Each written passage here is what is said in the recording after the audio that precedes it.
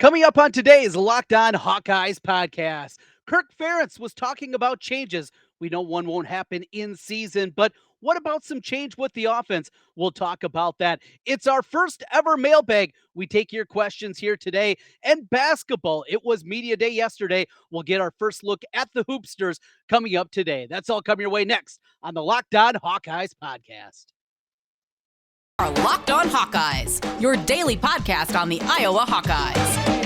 Part of the Locked On Podcast Network, your team every day.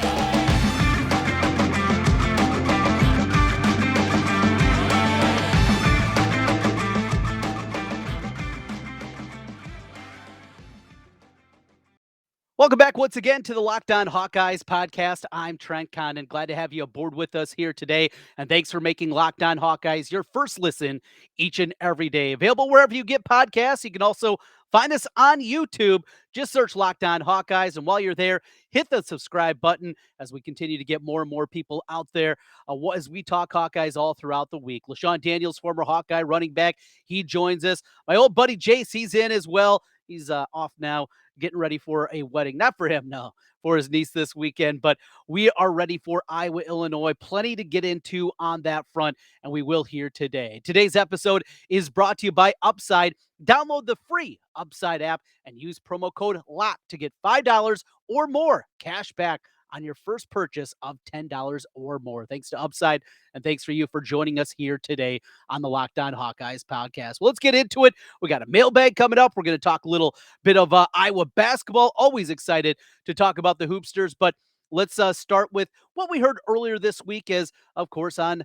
Tuesday at press conference day, and Kirk Ferentz, we haven't had much chance to decipher and get into things. It's in many ways your standard Kirk Ferentz press conference, right? It's a lot of the same cliches that are out there, the same stories. We know what you're going to get when Kirk is up there at the podium, but he was pressed a couple of times and talking about changes. Scott Docterman asking questions, Chad Leistokow, a couple of the beat writers were talking about things with Kirk about that and making changes. And obviously the change that we saw dating back to Sunday, the firing of Paul Chryst at Wisconsin, and what that has meant to that program. Jim Leonard, taking over in an interim basis, and a guy that's basically going to get a 7-game kind of a resume builder, if you will, for him. A lot of people believe that the job is his if he can get things at least righted in a certain direction.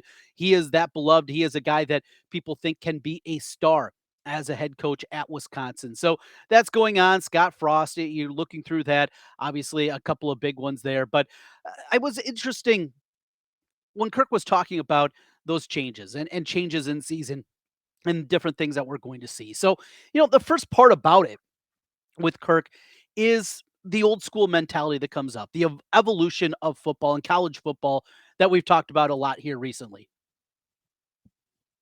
So one of the first things you get into is the adaptability that Iowa has and their ability to go out and be able to do those types of things, making a change on the fly. It's something that is not going to happen. And that's one thing I really strive to you guys out there listening and watching is I like to look at things in a direction that is realistic. We all have these pie in the sky theories and ideas of what's going to happen and changes that need to happen for the football program, the basketball program. Doesn't matter what we're talking about. We have these grandiose ideas, and ultimately they're not realistic. I want to live in reality. I want to live in the real world. In the real world that we live in, Kirk Ferentz is not going to make, unless he's forced to, he's not going to fire a guy in season. That's not who he is. That's not the way that he believes football is. And we can argue the merits, but that's the likelihood. But going down that direction and looking at what this is ultimately going to be. And this week, the Illinois game is a huge matchup. I mean, this very well could dictate how this season ends up. You win this game, you go into the bye week. Of course, you got Ohio State after that. Going to be incredibly difficult to even keep that thing within a couple of touchdowns. But you give yourself some real hope that not just can this team be a bowl team and get to 6 wins this season, but there is still more on the table that you can challenge in a terrible Big Ten West this year, that you have an opportunity, maybe it's 6-3, to get the right tiebreaker and have the right wins, and that gets you to the championship game. It's not progress. They were there a year ago. They were 7-2 in the Big Ten a year ago before losing to Michigan in that Big Ten championship game. But those are some of the conversations I think that are out there, and again, living in reality. You lose this game, it can go another direction. But the question that's still out there, and something we'll talk about more when we come up in the mailbag, because there were a lot of questions about Brian Ferentz, the offensive coordinator, what's going to happen is let's live in reality. And the reality is that Kirk Ferentz is not going to fire his son. It's not going to happen. And we can yell and we can complain. And you guys know I've done plenty of that. And I'll probably continue to do that throughout the course of the season. It's been 5 years of ineptitude. There is not a positive that you can point at with what this offense has turned into. But the reality is the end game, how this is going to go. There's one direction. There's only one direction that ultimately I think would serve us as fans, people in the media, and people watching this football program game in and game out, and that is for Brian to walk away after this season, take another job. It doesn't matter what level it is, being going back to the NFL as a position coach. Look, he's not going to be an offensive coordinator, a head coach at a lower level school. Uh, Look at a guy like Lance Leopold, who never got a job at the highest level. He was at Nebraska Omaha, finally took a shot at Wisconsin Whitewater, won 6 national championships in the D3 ranks. And even there, he couldn't get a sniff and finally had to take the Buffalo job, an incredibly difficult job in the MAC, did a good job. And now you're seeing the reclamation project in a place where people didn't think you could win anymore at Kansas, and he has them ranked in the top 25. Those guys are out there. So you can go and take a low-level job. It comes down to that. The other part of this is we know because of nepotism rules that Brian actually, his boss in front of him is not his dad, Kirk Ferentz. The way that it's structured, it's supposed to be Gary Barta. That's a name only. Again, living in reality, we know the reality is that's not the case. Gary Barta's not coming in and saying, why did you make a drop that play on third down?" And what? No, that's not what Gary Barta is doing. He answers to his dad. And Brian, the numbers have not backed up anything positive. For every glimpse of positivity that you see, the Ohio State game, the bowl game, and the win against USC, I got a half dozen on the negative side that you can look at. I mean, after that Ohio State game, they put up 66 yards of total offense against Wisconsin the following week after putting 55 points on the board against Ohio State. It just, those are the kind of things that you've got with him throughout his tenure. 1 step forward, 6 steps back. That's Brian Ferentz as an offensive coordinator, but he's not going to change. It's not going to move. And that's, I think, what the beat guys were working at this week. They were trying to put it in a direction where maybe, just maybe, you could get something that strikes a nerve, gets people going a little bit. But this is Kirk. This is his MO. This is the way that he has been built. Mentioned Illinois this week and the importance of this game for Iowa to get that 4th win of the season. They'll be favored, it looks like, in 2 more games this season, maybe a little bit more, depending on the way that it shakes out. They'll be favored against Northwestern and more than likely favored against Nebraska. Those lines were out last week at Elite Sportsbook. Since then, I've not seen them reapplied for this week. And if they are, I'll certainly pass them along to you. But at that point, well, Iowa was a favorite going into this game against Illinois. That is no longer the case after what we saw last week from the Illini. And, of course, the win against Wisconsin, and then Iowa falling on their face against Michigan in the 27-14 loss. Just some numbers to throw your way, though, about this Illinois team. And I've heard this a lot. Are we sure Illinois is that good? Wisconsin gave them the football a couple of times. They made it incredibly difficult. But what they're doing well does not marry with what Iowa has a chance to do well. First of all, this team offensively, they run the ball, right? 30th in the country. They have the leading rusher in the country in Chase Brown, who's been an absolute stud for them this season. This is big boy football. This is physical. This is lineup. I think Iowa matches up better as opposed to more of a spread it out kind of style that we saw last week from Michigan and their offensive line, the push they got. But Illinois is going to be ready. They're going to be able to run the football. They've done it against everybody so far this season. So will Iowa be able to move the football? If this is, a ground attack kind of game, clock's always moving, can Iowa have any semblance of offense? Because we've talked so much about this Illinois team and what they've done offensively. And I think because Chase Brown is the leading rusher in the country, it kind of leads to a pretty easy one. DeVito, their quarterback, Tommy DeVito, even looking back to his days at Syracuse, this is not a guy that turns it over very well. Well, what is Iowa's defense? When are they at their best? It's when they're turning you over, when they're forcing those turnovers, when they're making it difficult. And that has not been the case, not just this year for DeVito, but really throughout his whole career. That's a little negative check mark against the Hawkeyes. And then this defense. Look at these numbers right now. Total defense, they're third in the country, giving up 229 yards per game. Rush defense, number 3 in the country, 11th in the country and passing yards allowed. First in the country in pass efficiency defense. First in the country in scoring defense, giving only 8.4 points per game. They have been incredibly good. Third down conversion defense, 9th in the country, 6th in the country in fourth down conversion defense. They are playing at an elite level. That front seven right now is the best in the Big Ten West, and I don't think it's particularly close. Iowa, yeah, it's got a good defense. That front seven's very good. Illinois, though, what they've done and what they've accomplished to this point, even better than what we've seen from the Hawkeyes. This is going to be a talented defense. And you look at the game plan that the Illini employed last week against Wisconsin. It was very simple. We're going to shut down Allen in that running game, and we're going to say, Graham Mertz, if you can beat us, we'll tip your ball cap. Graham Mertz couldn't do it. Game plan this week is going to be very simple. Spencer Petras, beat us, and if he does, you tip your ball cap. Do we have any hope that Spencer Petras can beat anybody? I don't think so.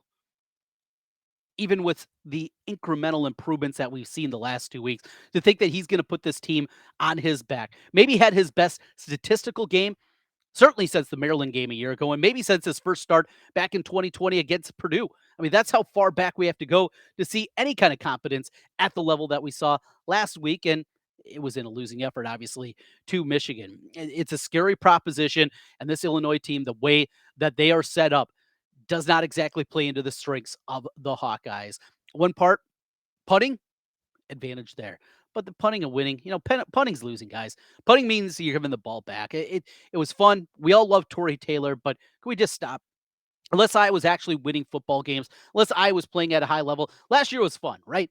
It was fun because it was a fun story. I was winning football games. But now with this team that's going to struggle for bowl eligibility, let's knock it off now. Enough with the punting is winning. Punting's losing right now. It's losing because this offense stinks. That's where we are.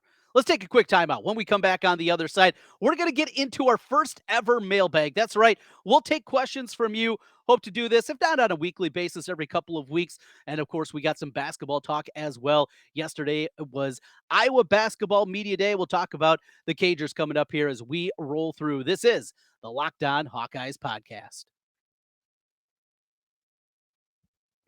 From cringing at the pump to getting eye-popping check at your favorite restaurant, inflation is hitting us all where it hurts, and it really hurts. That's why I started using Upside. Upside, it's an incredible app for anyone who buys gas, groceries, dines out. Sounds like us all, doesn't it? With every purchase, I'm earning cash back thanks to Upside.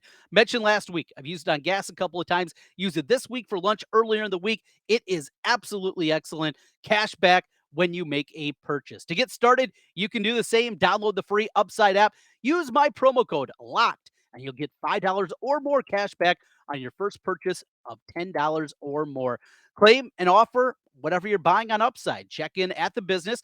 Pay as usual with your credit card, your debit card, and get paid.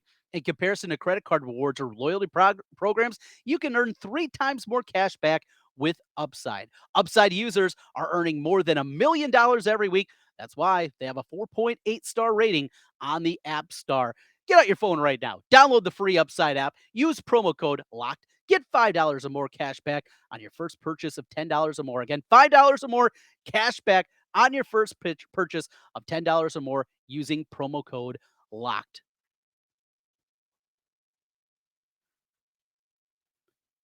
We continue here on the Locked On Hawkeyes podcast. I'm Trent Condon. Thanks for making Locked On Hawkeyes your first listen each and every day. Available wherever you get your podcasts and also on YouTube as you see me down in the man cave here and getting started with my Hawkeye memorabilia over my shoulder and great memories of years past. Nothing has made the board so far this season. 7-3 against South Dakota State, and not so much. The win against Nevada, that's not going to do it.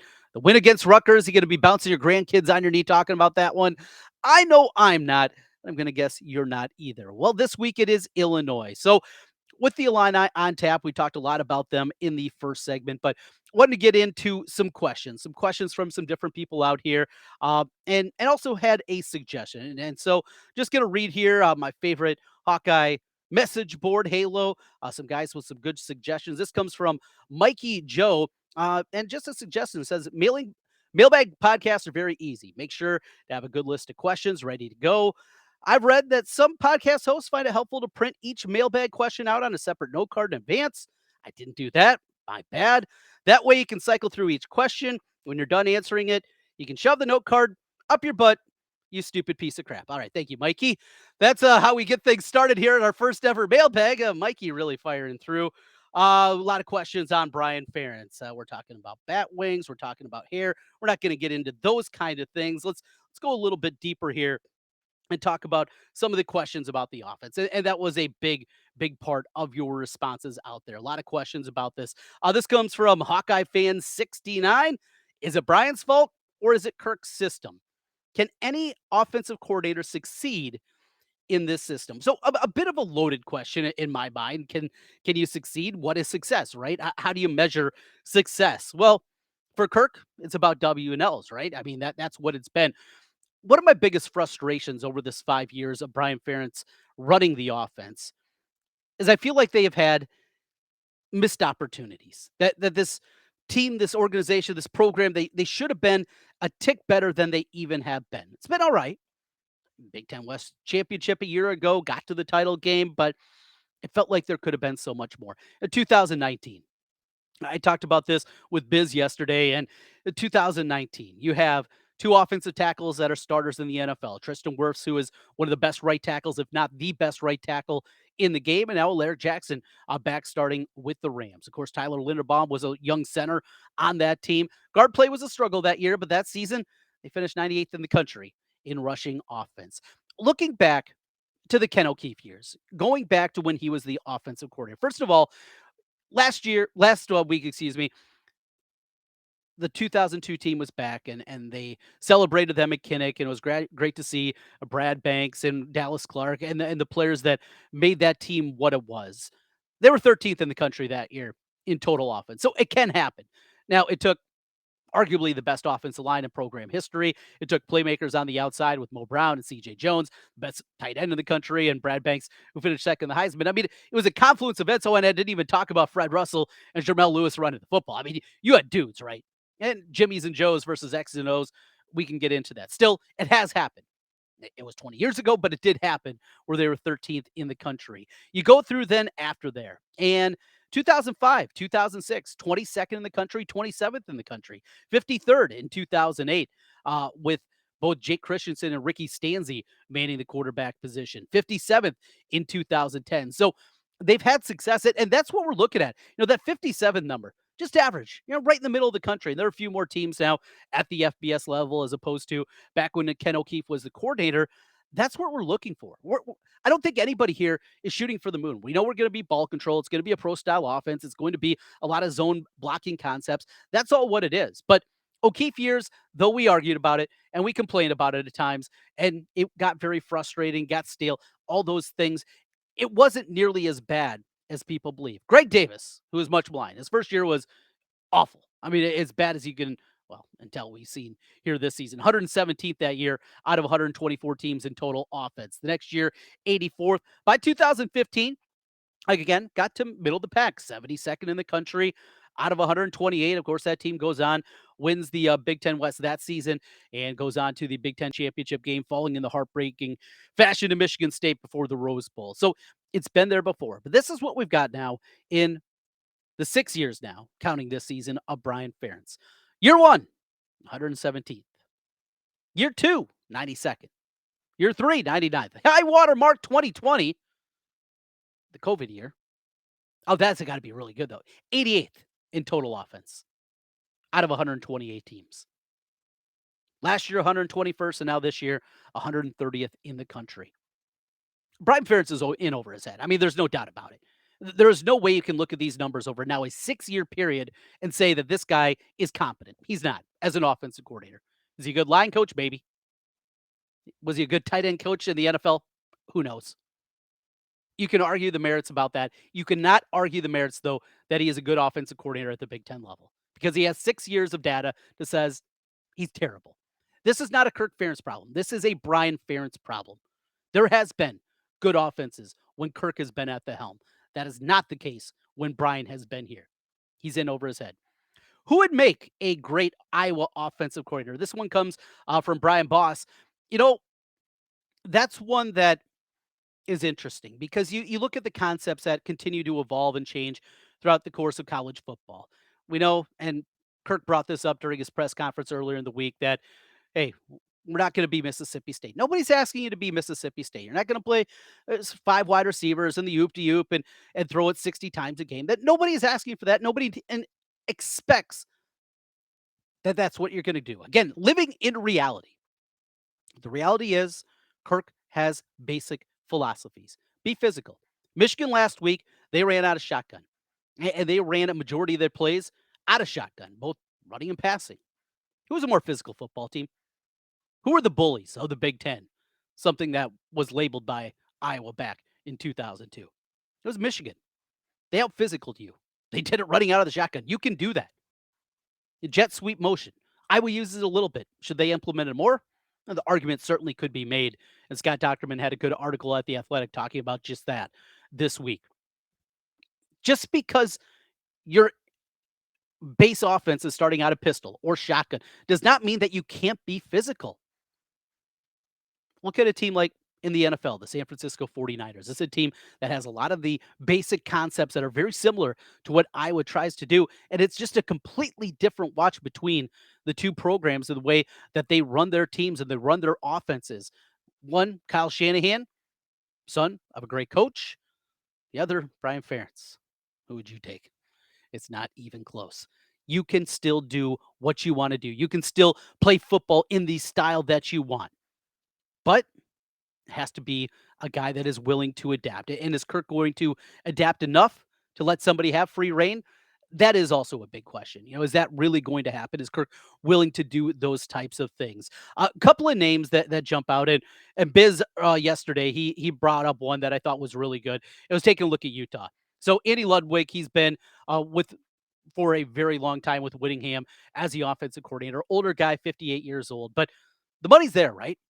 Iowa has the money, and we know the money is going to continue to come in to pay these guys. And that's where you have to look. Look at the Pac-12. Look at the Big 12. It's not just about finding the hot young assistant that's down in the MAC or the Sun Belt or something like that.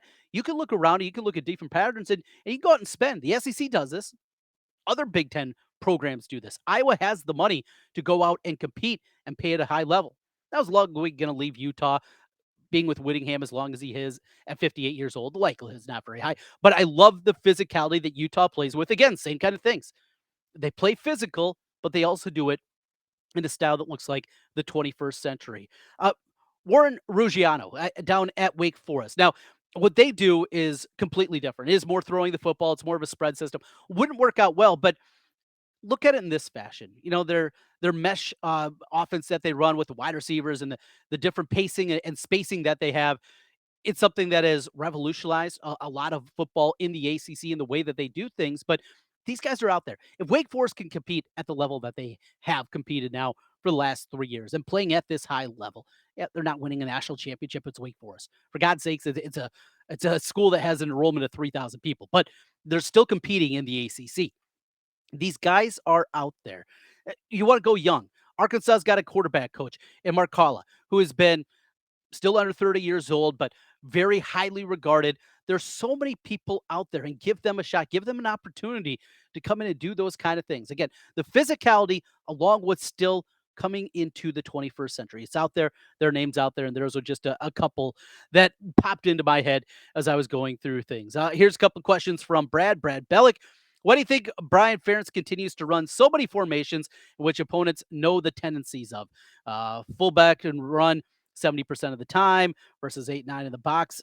That's a huge one. You saw the one play where they had and Iowa's probably the only place in the world that has a wheel route for the fullback involved, and it worked for a big play against Michigan as they got Monty Pottebaum sneaking out of the backfield for that. You're right. In his tendencies, and I read a quote tonight, and I apologize because I don't have it here on the phone, and I didn't save it, but I thought it was a really good point. We hear all this stuff about analytics and data. On Thursdays, Iowa goes through the data. They know their tendencies, and every team knows their tendencies, but it's not just about having the data. You have to have people that can actually differentiate what the data means. And Is there that guy in the staff? Is there an analytic person that not just gets the raw numbers? Hey, you run 72% of the time on 3rd and 3 on this side of the 50. Okay, that's one thing, and breaking tendencies and doing that. But what do all these numbers mean? I don't know if that person's there. Yeah, not just getting the numbers. Okay, that's great. I'm very happy that Kirk is willing to look at those numbers and look at analytics and find tendencies and do all those different things. But who is there that is actually showing you what these numbers mean, what you should do because these numbers are out there, not just breaking tendency, but going to another level? I don't think it's there. Another one from Brad. Isn't the name of the game on offense to crest mismatches and put your guys in a successful position to succeed? Tendencies like this, you're failing your players and inviting failure. I don't get it. Is Brian Ferentz' ego too big to accept and simplify and be successful? The simplification of the offense is a really good point, and something I do want to dig into here just a little bit. Is simplifying things. We heard it going into the bowl game last season that it takes over a year for a quarterback to learn this offense, and we heard Alex Padilla talking a lot about that and the intricacies of this offense and how difficult it is to pick up. Why does it have to be that difficult with the limitations that you can have on the practice field, with all the different things that are out there? Why does it have to be this difficult in the Iowa offense? You look around, take a look at a program like Georgia Southern. A year ago, they were running the triple option. And what do? They go out, they hire a field coach in Clay from USC. And they put 45 on the board in Nebraska running a spread offense. It didn't take that long. They didn't have the players in place. They hit the transfer portal. They got a talented quarterback from Buffalo. They had those things, sure, but Georgia Southern, it doesn't have to be that difficult. And I say this line a lot when watching the Iowa offense. Why does it have to be so damn tough? It feels like just a slog to get 3rd and 7. And it feels like you're dead. And when they get the first down, just the elation that you have, it doesn't have to be this difficult. Brad, really like that point there. Some good ones there. So those couple of questions from, let's see, on the side. Here's another one. This one comes from Iowa Weather Nerd. Is Kirk unfireable as long as Barta is around? I think so. I don't see Gary Barta making the tough choice if it gets to a point. We're not there. Again, Iowa played the Big Ten championship game a year ago.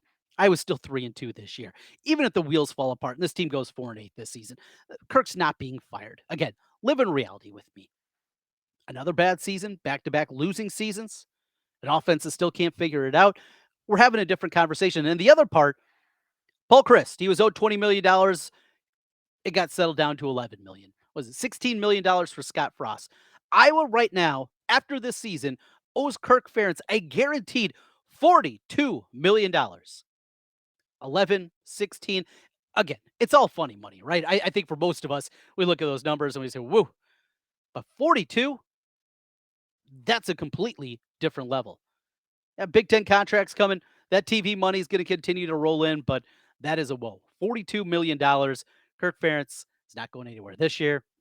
He's not going anywhere next year. This is going to be at his own accord. Continuing on with the questions here as we're going through the mailbag on the Locked On Hawkeyes podcast. A couple others here. One coming in from Kathy. Similar light. Will Ferentz leave before Barta, vice versa, leave at the same time? I think Gary Barta is going to leave before him. I think we're winding down towards the end of Gary Barta, and that's one that I think you're going to see pretty quickly here, that we're not going to see Gary Barta. I would say I put the over on 2.5 years. I think that's a fair number for him. Gary Barta right now, he is, 59 years old. Well, I thought he was a little bit older than that. Oh, boy. Yeah, I might be wrong on that front. We've talked about Barta in the past, of course. Some of the issues that have cropped up with him. A lot of money that has come out of the athletic department on some dumb decisions by Gary Barta. And, well, we can argue another bad one, giving this kind of contract. Where was Kirk Ferentz going when he got the last contract extension, right? He wasn't leaving. He wasn't going anywhere. Why do you have to put this kind of guaranteed money? This is across college football. Just drives you absolutely nuts. Another one from Kathy. Should the Big Ten get rid of the East-West divisions? If so, When do you think it'll happen? So what's going to happen is divisions as we know them are going to go away, and they're going to go away when USC and UCLA join the Big Ten. So when it goes to these 16 teams, people think, oh, this will be easy. They'll just shift USC and UCLA. They'll be in the West. You'll put Purdue back over in the East along with Indiana. They'll have their conference battle. That's not going to happen. You look at the discrepancy, and it's shown up in an even bigger way this year. Though the West has never won a championship game, there's been highly competitive games. Of course, we mentioned the Iowa game against Michigan State down to the wire, Wisconsin, Ohio State. Northwestern a couple of years ago, I mean, they had a shot in that game against Ohio State. You look overall at conference record and the strength between the two, the gap has not been as significant as the national media would want you, but this year it's been brutal. And Minnesota losing last week, the last remaining undefeated team in the Big Ten West, them going down at the hands of Purdue. It's going to be bad this year. And it's going to be bad because on top of it, whoever comes out of the East this year, Ohio State, Michigan, even Penn State, whatever that turns out to be, they are going to put an absolute butt whooping on whoever comes out of this dogfight this year, the Big Ten West. It's going to be ugly. It's going away. I think it will remain in place until 2024 when we see USC and UCLA join, but it'll just be one more season is what we're looking at here of the East-West divide. And then it'll be protected rivalries. Iowa, they have maintained and they have tried and talked to the conference office about maintaining the rivalries on a yearly basis. Minnesota, Wisconsin, and Nebraska, those three. There's other teams, Penn State being one of them, that do not want to have three protected rivals. We'll see. You know, they made special accord, of course, just mentioned Purdue and Indiana being in different divisions, yet they play every single year. There's things that they can do, but rivalries are important for Iowa. So that's something that Bart has got to be beating his chest about in maintaining those rivalries. I mean, how bad did it stink in the 2 years that you didn't see Wisconsin, Iowa? That was just, it was terrible. How long we didn't see Iowa, Illinois, and we get to see that game this week. Rivalries are just so important, and that's one that I hope Barta, what little pull he might have, I hope that one certainly works out. So those will look a couple of the mailbag questions here. Let's see one more look through, see if we got anything else on the mailbag. Rolling through here, one through scroll. Let's see. I was wrong. That's about it. All right. So yeah, a few questions here today. We'll continue to do this. We still have more coming up on one of our longer podcasts. We're going to talk some basketball. I'm excited. I love hoops. Iowa basketball was my first love. I'm a Hawkeye fan first and foremost because of Iowa basketball. I'm excited about this team. I think they're going to be good again this season. Fran McCaffrey looking to get his 8th team in the last 10 years into the NCAA tournament. If he accomplishes that, something that Dr. Tom has never done, something Lute Olson never did, this is something that is rarefied air for this program. We all want to see that second weekend, right? We all want to see them break through and get to the Sweet 16. I get that, but be happy where we are with this Iowa basketball program, even losing to a crappy Richmond team. That's as we continue here in a moment. This is the Locked On Hawkeyes podcast.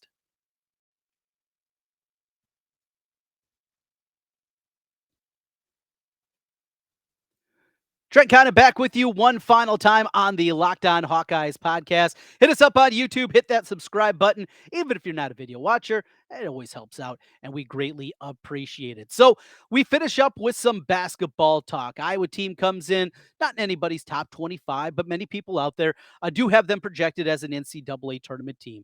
I saw earlier this summer the Joe Lenardi of ESPN, overrated as a bracketologist, by the way. There are so many out there that are so much better. Had them as an NCAA tournament team. Bart Torvik, who is an analytic-based site, he has Iowa right now coming in his rankings at number 36, safely in the NCAA tournament at that spot. I think that's a good spot to start, with this Iowa team. Of course, the question remains, how good are they going to be minus Keegan leaving to the NBA, who Keegan Murray looks like he is going to be an absolute star at the next level. I mean, just how good the upside still can be. A guy just scratching the surface of what he can be as a player. A guy that I was told. So as he was being recruited, him and Chris, of course, going into their senior year. And at the time, it was when they got their offer from Western Illinois. At that time, their best offer was from Mankato State, a D2 program in Minnesota. That was their best offer.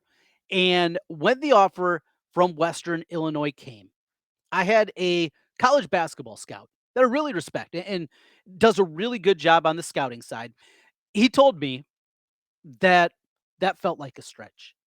Now, it's not like Western Illinois is good. In fact, they're awful. They have been one of the worst programs, though they've had a little bit more success here recently. This at the time was a bad Summit League team. And he said he thought it was a stretch. Wasn't sure about the toughness, not sure how they were going to translate, not sure if they were really even D1, low D1 basketball players. And just a couple years later, here's Keegan's Lottery. Hey, we're not all going to knock it out of the park. And I love to rib him from time to time about that evaluation, but there are a lot of questions about them and develop. So now, can Chris take the reins and be the alpha, be the guy that you need a bucket, you need a tough spot? He's going to be that guy. It seems like he is. He is different than Keegan. He is not going to be the same kind of inside presence, the same kind of rebounder that we saw from Keegan. Maybe not even the same kind of explosiveness that we saw from him athletically. But Chris is a better shooter from the outside, at least has been throughout his career, more crafty in there, and can be a better defender at times and do some different things inside and outside defensively that we didn't see a whole lot from Keegan. You start with the foundation there. You do have a star that you can build around. Philip Rabracha, Fran said it yesterday. He is playing at an incredibly high level all throughout this summer. He knows now the rigors of the Big Ten. He's undersized. He gives up a lot, but you're going to see even more from him offensively this season. The biggest question remains, who is going to be the point guard? And I might end up dying on this hill, but ultimately, first of all, we have to see Dasonte Bowen. Fran's always going to talk highly about his players. That's just who he is. That's the way that he's always been. But when you look at the point guard spot, Dasonte Bowen, top 100 kid, highly regarded, was somebody that Fran targeted early. And that's one thing to remember. When Fran targets one of these guys from out of state early, now he's missed out a lot. The blue bloods have come in so many times and taken them away. And that's been a lot of frustration to see these guys go on and have great college and sometimes NBA careers. But that aside, when he evaluates somebody early on, they usually turn out to be really good and seeing things that maybe other people don't see. He is incredibly high on Dasonte Bowen. He is the point guard that maybe Iowa has always looked for. Remember, for 10 of Fran's 13 years, he has had either Mike Gasol or Jordan Bohannon at the point guard spot. And you look back at his Siena teams, those point guards, the way that those point guards played were completely different than both Gasol and then 6 years Jordan Bohannon. So that's a part. Bowen is more like those guys, has a little length to him. He's got a little more wiggle, a little more athleticism than either of those guys. Gasol was a good athlete. I think he gets knocked a little bit with the athleticism, but coupled with his size, there are times going to the rim, be taken away. Bowen, the hope is that he's going to be able to use a little bit more bounce, a little bit more strength, and a little bit more height, and he's going to be a different kind of point guard. I am such a huge Tony Perkins fan, though. And one thing I think was missed for people outside. All right, Jordan Bohannon a year ago goes from playing the two guard, they move him back to point. Iowa turns their season around and makes the NCAA tournament, wins the Big Ten basketball tournament, all those things, right? But so many of those times, Tony Perkins was playing point guard. Though Bohannon and him were out there, and Bohannon was the quote unquote point guard, you saw Perkins a ton be the point, running things at the top, starting the offense, generating, and then, of course, his ability to get to the 10, something that is lacking on this roster. I mean, he can get to the rim. He has incredible finishing ability. He's got strength. His pull up game is elite. He has all these parts of his game that are so, so good. Can he be a good enough facilitator to do it in a full-time role? I don't think so. But at the minimum, 4 or 5 minutes a half, I think you're going to see Tony Perkins at the point guard spot. Aaron Eulis played really well, especially defensively at times last year. He was really banged up at the end of the season. He's battling wrist injury. Here's ultimately how I think it's going to play out. I think you're going to see Eulis early. Then you're going to see Bowen ultimately get that job, and he will be your point guard, as the back half of the non-conference schedule gets going, and then into Big Ten play in the full outside of the one game that they'll play in December. That's a huge, huge part, though. Really excited to see the way that this is all going to play out with this basketball team. Both McCaffreys, both Connor and Patrick, good things about them. Connor now concentrating completely on basketball, how good he's going to be.